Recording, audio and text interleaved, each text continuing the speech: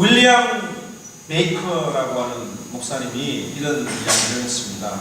정말 그 사실이 맞는지 안 맞는지 제가 확인을 하려고 해봤으나 그 이야기를 언급한 목사님의 이름만 있었습니다. 테네시주의 교회 이름이 라이프 베프티스트 처치라고 하는 교회가 있다고 합니다. 우리나라 말로 하면 오른발 침례교회라고 하는 뜻입니다. 왜 이름을 라이프 베프티스트 처치라고 했을까요? 네? 왼발도 아니고 오른발 침례교회라고 교회 이름을 짓게 된 이유가 뭐냐면, 여러분들 예수님이 잡히시기 전에 제자들의 발을 씻겨줬던 일을 아마 기억을 하실 것입니다. 우리가 그것을 가리켜서 세족식이라고 그러는데, 이 세족식을 오른발을 먼저 해야 되느냐 왼발부터 먼저 해야 되느냐 라고 하는 문제로 서로 마음이 맞지 않아서 오른발에 오른발부터 세족식을 하는 것이 옳다고 주장하는 사람들끼리 모여서 세운 교회가 라이프 베프티스트 처치라고 한다고 합니다. 또 어느 교회는 뭐 이야기도 맞는지 안 맞는지는 모르겠지만 또 그런 일이 있을 법도 해요. 어느 교회에는 푸른 초장파가 있고 예수 보혈파가 있다고 합니다. 이 푸른 초장파, 예수 보혈파가 나뉘어지게 된 이유가 뭐냐면 교회 카페트 색깔 때문에 그런 거예요.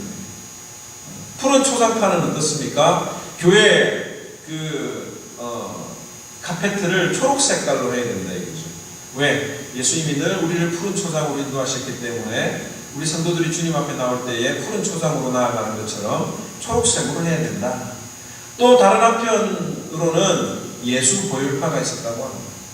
카펫 색깔을 자주 색깔로, 붉은 색깔로 해서 우리가 늘 교회 올 때마다 예수님의 십자가의 그 사랑을 기억을 해야 되지 않겠는가 라고 하는 문제로 갈등을 했다고 합니다. 이 교회 안에 있는 갈등들은 사실 정말 별것이 아닌 데서부터 옵니다. 교회가 교회 카페트를 새로 만들고 오르간을 드리고 뭐 하는 일들은 다 좋은 일이에요. 다 좋은 일인데도 불구하고 왜 그 사람들의 의견이 맞지 않아서 갈등이 일어나게 될까? 고린도 교회도 이 하나님의 특별한 은사를 많이 받은 교회입니다. 특별한 하나님 은사를 많이 받았고 사도 바울이 그곳에서 복음을 증거할 때 많은 사람들이 주의 전으로 몰려왔을 뿐만 아니라 나중에 우리가 고린도전서를 살펴보겠지만 은사도 은혜도 많이 받았던 교회예요. 그런데 참 문제도 많은 교회였습니다. 이 고린도 교회에 대한 소식을 이 사도 바울이 에베소에 있을 때에 들었는데 그 고린도의 교회에서 들려온 문제가 무려 10가지가 되는 문제의 소식을 듣게 되었던 것입니다. 그래서 그 고린도 교회의 소식을 듣고 사도 바울이 편지를 쓰게 된 것이 바로 고린도 전서와 후서가 되는 겁니다. 고린도 교회의 첫 번째 문제는 뭐냐면 분쟁이었어요. 우리가 지난 시간에 살펴봤죠. 교회 안에 자꾸 분쟁이 일어나고 분열이 일어나는 겁니다. 지난 시간에 살펴봤던 그 첫 번째 분열의 원인이 무엇이냐? 어떤 지도자들을 중심으로 한 파벌이 형성되었기 때문이라고 하는 사실을 배웠습니다. 어떤 사람들은 나는 바울파다, 나는 아볼로파다, 나는 베드로파다, 나는 그리스도파다 라고 하는 주장을 하면서 자신이 따르던, 자신에게 복음을 전해주었던, 자신에게 영향력을 주었던 그 사람을 추종하고 그것으로 파를 만들고 끼리끼리 신앙생활을 했던 것이 바로 고린도 교회의 첫 번째 문제, 교회 분열의 문제였다고 하는 겁니다. 왜 그들이 파벌을 나누었다고 이야기를 했습니까? 우리가 지난 시간에 살펴봤지만 후계인 제도나 또 여러 학파들, 철학적인 학파들의 나뉘어져서 서로 논쟁하고 하는 이런 사회적인 분위기로 인해서 그런 어떤 사상들이 교회 안으로 들어왔던 거죠. 오늘 이 사도 바울이 책망하는 고린도 교회의 이야기를 해주고 있는 분쟁의 두 번째 원인이 뭐냐? 교회 안에 두 종류의 두의 지혜가 충돌했기 때문이다라고 하는 것을 이야기를 해주고 있습니다. 교회 안에 세상의 지혜와 하나님의 지혜가 충돌을 하기 때문에 교회가 자꾸 분열이 일어나는 것이다 라고 사도 바울이 오늘 지적을 하고 있습니다. 이 세상의 지혜는 어떤 것이 세상의 지혜입니까? 1절에 보면 말과 지혜의 아름다운 것이라고 했습니다. 언변이 좋고 철학적으로 설득력이 있는 그런 어떤 말들이 바로 세상의 지혜라고 했습니다. 4절에도 보면 설득력이 있는 지혜의 말이라고 했고 5절에는 사람의 지혜라고 했습니다. 6절에는 세상의 지혜라고 했는데 세상에서 없어질 통치자들의 지혜라고 했습니다. 또 14절에는 육에 속한 사람의 지혜라고도 했습니다. 한마디로 이야기하면 하나님의 중심을 두지 않고 세상적인 가치관과 세상적인 시각으로 가지고 있는 지혜가 바로 세상의 지혜이죠. 이 고린도 교회는 언변과 지식이 아주 풍족했습니다. 우리가 지난 시간에 살펴봤던 1장 5절에 보면 이는 너희가 그 안에서 모든 일, 곧 모든 언변과 모든 지식에 풍족하다라고 이야기를 했습니다. 왜 고린도 지역에 있는 그 고린도 교회가 모든 언변과 지식에 풍족했느냐면 우리가 잘 알다시피 그리스는 특별히 아테네는 고대 철학의 중심지였습니다. 거기에서 소크라테스가 나오고 플라톤이 나오고 아리스토텔레스가 나와서 정말 철학, 이 세상에 가장 그 이치를 밝히는 어떤 그런 학문이 발달되었던 곳이 바로 이 아테네였고 그 아테네와 인근했던 고린도 지역도 세상의 지혜가 발달되었던 것은 틀림없는 일일 것입니다. 그래서 이 고린도 교회 성도들 가운데서도 좀 배운 사람들, 좀 박식했던 사람들이 교회에 있었던 것 같아요. 그래서 1장 5절에 보면 모든 언변과 지식에 풍족했다고 이야기를 하고 있습니다. 그런데 이 고린도 교회에 그런 사람들만 있었던 것이 아니라 그에 비해서 지혜롭지 못하고 또 가문이 좋지 않은 능력이 없는 그런 사람들도 고린도 교회의 구성원이었습니다. 1장 26절에 보면 형제들아 너희를 부르심을 보라 육체를 따라 이 말은 세상적인 기준을 보면 지혜로운 자가 많지 아니하며 배운 자가 많이 없다는 이야기죠. 능한 자가 많지 아니하며 세상적인 파워, 능력을 가지고 있는 사람이 많지 않다고 그랬습니다. 문벌 좋은 자가 많지 않다. 금수저를 물고 태어난 사람들이 그렇게 많지 않다라고 사도 바울이 고린도 교회에 대해서 설명을 하고 있습니다. 그것을 뒷받침해주는 내용이 로마서 16장 21절에서 23절에 보면 나옵니다. 이 로마서 16장 21절에서 23절에 보면 그 성도들의 이름을 쭉 나열을 하는데 고린도 지역에 있는 고린도 교회의 성도들의 이름이 나옵니다. 로마서 16장 21절에서 23절에 보면 나의 동력자 디모데와 나의 친척 누기오와 야손과 소시바드가 너희에게 문안하느니라. 이 누기오, 야손, 소시바드는 친척이라고 이야기를 했는데 사도 바울의 진짜 친척이 아니라 같은 동족 유대인을 말하는 거예요. 이들에 대한 특별한 기록은 없지만 그들이 유대인으로서 사도 바울과 함께 그 사에게 협력을 했던 사람들입니다. 그 다음에 이 편지를 기록하는 드디오라고 하는 사람이 나와요. 이 드디오는 로마서를 사도 바울의 문이 안 좋아서 직접 글을 쓰지 못했는데 이 사도 바울이 말을 하면 그것을 글로 대필했던 사람이 바로 이 드디오입니다. 그 다음에 구아도라고 하는 사람도 나와요. 이 구아도라고 하는 사람과 드디오라고 하는 사람의 이름은 뭐냐면 드디오는 이름이 셋째라고 하는 뜻이에요. 세 번째. 그 다음에 구아도라고 하는 그 이름은 넷째라고 하는 뜻입니다. 당시 로마에는 노예들의 이름을 다 알 필요도 없었어요. 워낙 노예들이 많으니까 야 첫째 이리 와봐, 둘째 이리 와봐 이런 식으로 이야기를 하는 거예요. 그러니까 이 드디오와 구아도는 셋째, 넷째라고 하는 이라고 하는 것을 볼 때 이 노예 출신의 동력자였다라고 하는 것을 알 수가 있습니다. 또 가이오라고 하는 사람이 나오는데 이 가이오는 식주인이라고 이야기를 했습니다. 자기의 집을 모임의 장소로 제공하고 모임을 온 사람들에게 음식을 제공했던 사람이 바로 가이오가 고린도 교회의 구성원이었고, 그 다음에 에라스도라고 하는 사람이 나옵니다. 이 에라스도는 누구냐면 성의 재무관이에요. 재무관. 돈을 다 관리하는 사람으로서 영향력을 끼치는 인물이었습니다. 당시 기록에 따르면 그가 자비로 자기 돈으로 도로를 포장할 정도로 돈이 많았다고 합니다. 이 고린도 교회에 몇몇은 사회적으로도 유력한 사람이었지만 대부분은 사회적으로 인정을 받지 못했던 사람들이 있었고, 그 중에는 노예 출신의 신자들도 있었다라고 하는 점입니다. 그러다 보니 아무래도 유력한 사람들이 교회에 들어오면서 목이 뻣뻣해졌겠죠. 그리고 그 사람들의 목소리가 많이 높아졌던 것 같습니다. 오늘날의 이 교회의 현실도 마찬가지예요. 다양한 사람들이 교회를 오기 때문에 갈등이 생깁니다. 어떤 것들이 있느냐면 빈부의 격차나 학벌의 어떤 그런 격차나 이런 부분들을 가지고 갈등이 생길 수가 있습니다.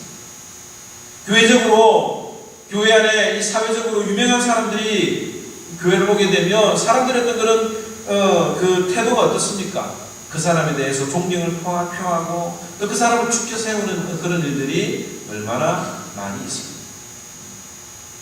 이 교회 안에도 학벌을 가지고 이야기를 하는 어떤 그런 경우들이 종종 있는 것 같아요. 학창시절에 그들이 열심히 공부를 해서 노력을 해서 간 그 학교, 그 노력은 우리가 인정을 해줘야 하죠. 그리고 또 그런 어떤 우리들의 학벌들은 그 사람을 이해하는데 어느 정도는 도움이 될 수도 있을 것입니다. 그런데 그것을 가지고 사람들을 깔보거나 무시하거나 하는 이런 행동들은 교회 안에서 일어나지 않아야 되는데 드러나지 않고 우리들의 마음속에 그렇게 생각하는 일들이 있을 수가 있는 겁니다. 실제로 믿음 좋은 분들은 자신의 학력이나 자신의 실력이나 자신의 재산에 대해서 말하지 않습니다. 그런 이야기를 누가 하느냐? 주변에 있는 사람들이 이야기합니다. 옆에 있는 사람들이 이야기를 합니다. 우리가 이 고린도 교회의 분열의 원인을 바라보면서 절대로 세상의 학벌이나 성공은 교회 밖에 있어야 되는 것이지, 그런 것들을 교회 안으로 가져오거나 신앙 안으로 가져와서 그것으로 사람들을 설득하려고 하는 이것이 바로 세상의 지혜라고 사도 바울이 이야기를 합니다. 목사님들 가운데 목사라고 하는 칭호보다 박사라고 하는 말을 더 사용하는 분들을 가끔 볼 수가 있습니다. 제가 생각할 땐 그건 바람직하지 않는 것 같아요. 한 영혼을 사랑하는 그 목사라고 하는 직분이 더 귀하지 않는가라고 하는 생각을 제 스스로 해보게 됩니다. 물론 제가 박사가 아니라서 하는 말은 아닙니다. 목회 필요하면 제가 공부를 더 해야 되겠지만 지금 현재로서는 박사를 받아야 되는 그런 필요성을 못 느끼고 있는 거죠. 물론 필요한 분들은 당연히 공부를 해야 되지만 그것보다도 한 영혼을 사랑하는 이것이 더 귀한 일이라고 하는 것을 우리가 성경을 통해서 깨달아야 합니다. 또 뿐만 아니라 이 교회의 규모가 좀 그 큰 교회를 다니는 사람들의 어떤 그런 목소리를 보면 또 힘이 들어가요. 이 학벌이나 세상적인 어떤 그런 지식들이 교회 안에 들어옵니다. 그리고 어떤 파워나 어떤 그런 능력이 신자들 간에도 오고 가는 그런 이야기들을 들을 수가 있습니다. 큰 교회를 다니면 뭔가 목소리에 힘이 들어가는 것 같고, 개척교회를 다니면 이 사람을 깔보는 듯한 어떤 그런 이야기들을 안 할 때가 있죠. 실제적으로 해요. 최근에 어떤 분이 성탄절연합 찬양대에 참석을 했는데 그분이 농담으로 이야기를 하셨겠지만 하모니 교회도 이제 찬양대 같은 거 해야죠. 뭐 이런 이야기를 하셨대요. 근데 이분이 센스 있게 우리도 벌써 했는데요. 이런 이야기를 하셨다고 합니다.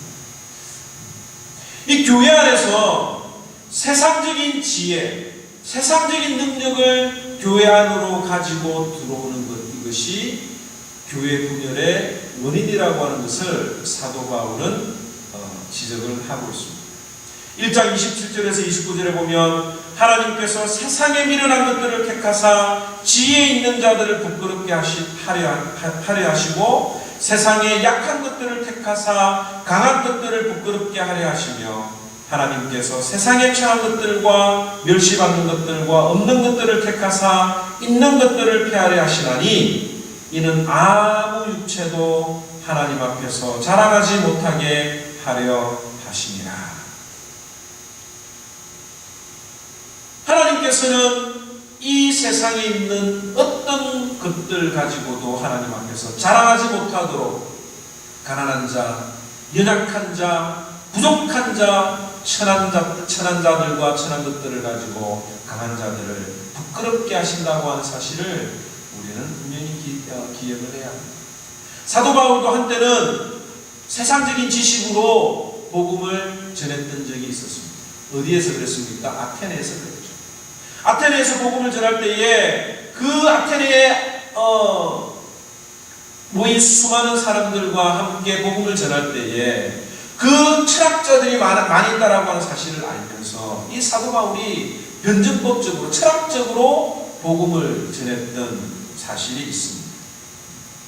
여러분, 이 변증법이라고 하는 건 불신자들의 공격으로부터 신자들을 방어하는 데 도움이 됩니다. 어떤 사람들이 예수 안 믿는 사람이 어떤 이런 질문을 가지면 그 질문에 대해서 논리적으로 또 과학적으로 혹은 이성적으로 설명을 하는 것이 바로 이 변증법인데, 이 변증법이 신자들을 방어하는 데는 도움이 있지만 복음을 전하는 데는 부족한 거예요. 그런데 사도 바울이 이 변증법적으로 복음을 전했더니 오히려 사람들의 조롱을 받았고 또 복음의 열매를 맺지 못했습니다. 그런데다가 거기서 복음을 전하다가 한번 좌절을 맛보고 난 다음에 이 고린도의 웅장한 모습을 보고 그 고린도의 타락한 그 모습을 보면서 사도 바울이 주눅이 들어 버렸어요. 그래서 사도 바울이 고린도에서 처음 복음을 전할 때 어떤 마음이 들었다고 그랬습니까? 2장 3절에 보면 내가 너희 가운데 거할 때에, 내가 고린도 교회 성도들에게 복음을 전할 때 약하고 두려워하고 심히 떨었다고 이야기를 하고 있습니다. 세상 지혜의 웅장 앞에 좌절을 맛본 사도 바울도 어떻게 복음을 전해야 되나라고 두려워하고 고민을 했을 때 하나님의 음성을 들었어요. 이 성 중에 내 백성이 많다라고 하는 하나님의 음성을 듣고 난 다음에 예수 그리스도의 십자가만을 증거하기로 작정을 했고, 그것이 하나님의 방법이요 하나님의 지혜라고 하는 사실을 깨달았던 것입니다. 그래서 2장 1절에서 2절에 보면 형제들아, 내가 너희에게 나아가 하나님의 증거를 전할 때에 말과 지혜의 아름다운 것으로 아니하였나니 내가 너희 중에서 예수 그리스도와 그가 십자가에 못 박히신 것 외에는 아무것도 알지 아니하기로 작정하였음이라고 이야기를 했습니다. 왜 세상의 지혜와 말의 아름다운 것으로 전하지 않고 십자가 외에는 전하지 않기로 했을까요? 5절에 보면 그 대답이 있죠.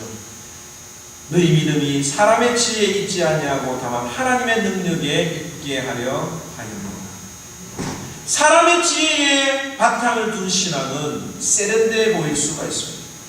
그러나 진정한 능력이 없습니다.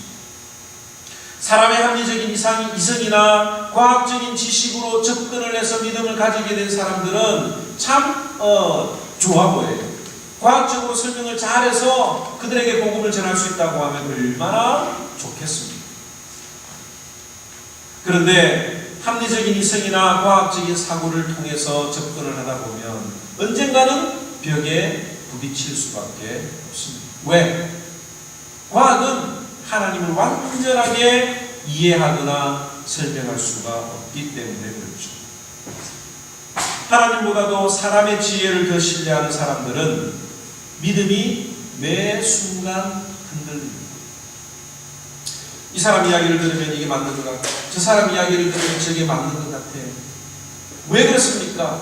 우리의 믿음의 기초가 하나님 앞에 있지 않고 세상의 지혜, 사람들의 말에 내 믿음을 두었기 때문에 그렇습니다. 그래서 여러분들이 쉽게 말 한마디에 여러분들의 신앙이 흔들리고, 말 한마디에 내가 예수 그리스도를 믿지 않을 것 같다고 하면 나의 구원의 기초가 어디에 있는지를 또 확인하고 점검해 보아야 할 것입니다. 사도 바울은 이 세상의 지혜는 아무것도 아니에요. 교회 안에 그 세상의 지혜를 가지고 들어오면 안 된다라고 하는 이야기를 하는 거예요. 그러면서 하나님의 지혜에 대해서 상대적으로 설명을 하고 있습니다. 하나님의 지혜가 무엇입니까? 2절에 보면 너희 중에서 예수 그리스도와 그가 십자가에 못 박힌 것 외에는 아무것도 알지 아니하기로 작정하였음이니라. 바로 하나님의 지혜는 뭐냐? 예수 그리스도와 그리스도의 십자가가 하나님의 지혜입니다. 사람들은 이 세상을 다 파헤쳐보려고 애를 씁니다. 자신의 지혜를 동원해서 우주의 끝이 어디 있는지 파악해보려고 그러고, 어떻게 하면 인간을 만들 수 있을지 고민을 해봅니다. 그런데 하면 할수록 미궁에 빠져들 수밖에 없는 거예요. 그러나 하나님께서는 이 세상의 원리를 파악할 수 있는 방법을 알려주셨는데, 그게 바로 그리스도의 십자가입니다. 이 십자가를 알고 믿으면 이 세상이 어떻게 창조되었고 어떻게 운행이 되었고 어떻게 끝날 것을 바로 알려주고 있지요. 하나님의 지혜는 둘째로 무엇입니까? 하나님의 능력이에요. 하나님은 그리스도의 십자가만을 통해서 역사하시는데 그 십자가의 능력이 바로 하나님의 능력이라고 4절에 이야기를 하고 있습니다. 세 번째로 하나님의 지혜는 무엇입니까? 감추어졌다고 이야기를 하고 있어요. 7절에 보면 오직 은밀한 가운데 있는 하나님의 지혜를 말하는 것으로서 곧 감추어졌던 것인데, 하나님이 우리의 영광을 위하여 만세전에 미리 정하신 것이라. 하나님의 지혜가 감추어졌다고 이야기를 하고 있습니다. 이 감추어졌다라고 하는 것은 커튼으로 이렇게 가려져 있다라고 하는 뜻이에요. 이 세상에 있는 모든 사람들은 하나님의 지혜에 대해서 알 수가 없습니다. 하나님에 대해서 알 수가 없습니다. 왜? 죄 때문에 그래요. 아담이 범죄한 이후에 에덴 동산에서 쫓겨나고 하나님을 알만한 지식이 다 사라졌습니다. 사도 바울이 이야기하기를 8절에 이 지혜는 이 세대의 통치자들이 한 사람도 알지 못하였나니 만일 알았더라면 영광의 주를 십자가에 못 박지 아니하였으리라고 이야기를 하고 있죠. 하나님을 알만한 지식이 없었기 때문에 예수 그리스도를 십자가에 못 박았던 것입니다. 그런데 이 감추어진 지식을, 지혜를 누구에게 알려주셨느냐? 믿음으로 나아가는 자에게 알려주셨습니다. 믿음으로 나아가는 자에게 하나님이 그 커튼을 열어주시고 하나님의 지혜를 살펴주셨습니다. 이 믿음이 있다라고 하는 게 뭡니까? 9절 한번 다 같이 읽어봅시다. 9절 시작. 기록된 바 하나님이 자기를 사랑하는 자들을 위하여 예비하신 모든 것은 눈으로 보지 못하고 귀로도 듣지 못하고 사람의 마음으로도 생각지 못하였다 함과 같으니라. 믿음이라고 하는 것이 무엇이냐? 눈으로 보지 못하고 귀로도 듣지 못하고 사람의 생각으로도 생각하지 못하는 것들을 경험하고 체험하고 확신하는 것이 바로 믿음이라고 하는 거예요. 하나님의 지혜는 눈으로 볼 수 있는 것이 아니에요. 이 세상의 지식을 귀로 들어서 알 수 있는 것처럼 하나님의 말씀은 귀로 듣는다고 열려지는 것이 아니에요. 오직 믿음의 눈으로만 알 수가 있는 것입니다. 그 믿음이 우리에게 무엇으로 작동이 됩니까? 하나님의 지혜는 성령을 통해서만 알 수 있도록 해주셨다라고 하는 사실이에요. 10절에서 11절 보면 오직 하나님이 성령으로 이것을 우리에게 보이셨으니 성령은 모든 것, 곧 하나님의 깊은 것까지도 통달하시느니라. 사람의 일을 사람 속에 있는 영 외에 누가 알리요? 이와 같이 하나님의 일도 하나님의 영 외에는 아무도 알지 못하느니라. 이게 무슨 말입니까? 재미있는 비유예요. 여러분 지금 제가 무슨 생각을 하고 있는지 알 수 있습니까? 물론 한국 사람들이 눈치가 빨라서 사람들의 얼굴이나 표정만 보면 어느 정도는 파악할 수 있다고 하지만 얼마든지 그것은 표정은 연습해서 속일 수가 있는 거예요. 내가 진실하게 나의 어떤 그런 감정이나 나의 어떤 상태들을 말로 설명을 해줘야 다른 사람들이 알 수가 있습니다. 마찬가지로 우리가 하나님이 무슨 생각을 하고 계신지, 하나님의 뜻이 무엇인지 우리는 도무지 알 수가 없어요. 그런데 우리가 어떻게 하나님의 뜻을 알 수 있느냐? 하나님의 영이 우리에게 말을 해줘야 알 수가 있는데, 그 하나님의 영이 무엇이냐? 성령입니다. 그러니까 성령을 통해서만 우리가 하나님의 뜻을 알 수가 있는 거예요. 하나님 우리 인간들에게 지금 말씀하시는 것이 무엇입니까? 하나님의 생각을 우리가 어떻게 알 수 있어요? 성령을 통해서 알 수 있는데, 성령이 뭐라고 이야기를 하는다면 모든 인간은 다 죄인이다. 너는 하나님의 진노 아래 놓여 있는데 하나밖에 없는 나를 독생자 예수 그리스도를 통해서만 내가 너를 용서하고 만나주신다 라고 하는 그 말씀을 우리에게 하고 계십니다. 성령을 통해서만 우리가 영적으로 분별할 수 있는 거예요. 13절에 보면 우리가 이것을 말하거니와 사람의 지혜가 가르친 말로 아니하고 오직 성령께서 가르친 것으로 하니 영적인 일은 영적인 것으로 분별하느니라. 영적으로 분별하다라고 하는 말의 구체적인 의미가 무엇입니까? 방언을 하고 환상을 보고 꿈을 꾸고 이게 영적인 게 아니에요. 영적인 일을 영적으로 분별한다라고 하는 말은 뭐냐면 하나님의 뜻과 마음을 성령을 통해서 깨닫는 것, 이것이 바로 영적으로 분별한다라고 하는 거예요. 하나님의 눈으로 바라보고 하나님의 마음이 지금 어떤지 생각해보고 하나님이 원하시는 방법이 무엇인지 하나님의 방법을 찾고 깨닫는, 이것이 바로 신령한 일이요 영적인 일이라고 하는 것입니다. 우리가 하나님의 뜻을 발견하고 하나님의 눈으로 바라보는 것은 예수 믿는다고 다 되는 게 아니에요. 예수 그리스도를 믿는 것은 그리스도의 십자가의 은혜로 가능한 것입니다. 그러나 하나님이 나에게 지금 무엇을 말하고 계신지 매일매일 우리가 그 하나님의 뜻을 발견하려고 하면 우리에게 훈련이 필요합니다. 그래서 말씀을 읽어야 되고, 그래서 기도해야 되고, 그래서 묵상해야 되고, 그것을 삶에서 실천해서 경험으로 느껴봐야 하나님의 뜻을 발견할 수가 있는 거예요. 세상 사람들이 교회를 보면 알 수 없는 일들이 참으로 많이 일어나고 있습니다. 자기보다 한참 모자라 보이는 사람이 목사가 되고, 또 자기보다 잘 못 배운 것 같은 사람이 집사가 되고 장로가 되고 교회 앞에서 이렇게 하는 걸 보면 세상 사람들의 눈에는 참 이상해 보일지 모르겠어요. 또 성경이 가르치는 것이 십자가의 사랑으로 인내하고 기다리라고 하는 것이 도무지 세상 사람들의 계산에는 맞지 않는 것처럼 보입니다. 그런데 세상 사람들은 우리를 제대로 평가할 수가 없습니다. 15절 말씀에 보면 신령한 자는 모든 것을 판단하나 자기는 아무에게도 판단을 받지 아니하느니라. 이 말이 무슨 말이냐면 영적인 사람들은 모든 것들을 다 평가할 수 있습니다. 영적인 것으로 그 사람의 문제나 그 사람의 걸어가야 될 부분들을 다 평가할 수 있습니다. 그러나 세상 사람들은 아무리 우리를 평가하려고 해도 세상적인 기준으로는 제대로 평가할 수밖에 없다고 하는 점입니다.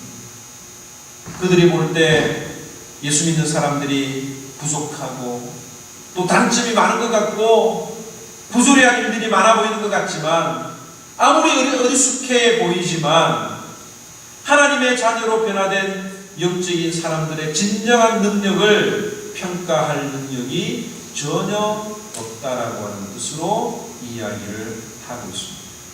오늘 이 말씀을 우리가 다시 한 번 더 정리를 해봅니다. 고린도 교회에 분열이 일어났던 이유는 교회 안에 세상적인 지혜가 들어왔기 때문입니다. 교회는 영적인 존재고 예수 그리스도 십자가의 그 놀라운 진리만을 내세워야 되는 곳입니다.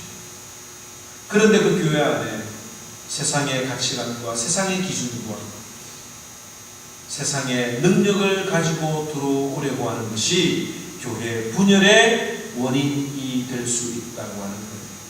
저는 이 말씀을 준비하면서 나도 교회 분쟁의 원인이 될 수 있다고 하는 사실을 깨닫게 되었습니다. 교회 분열이 어디서부터 일어납니까? 한 개인에서부터 일어나는 거예요.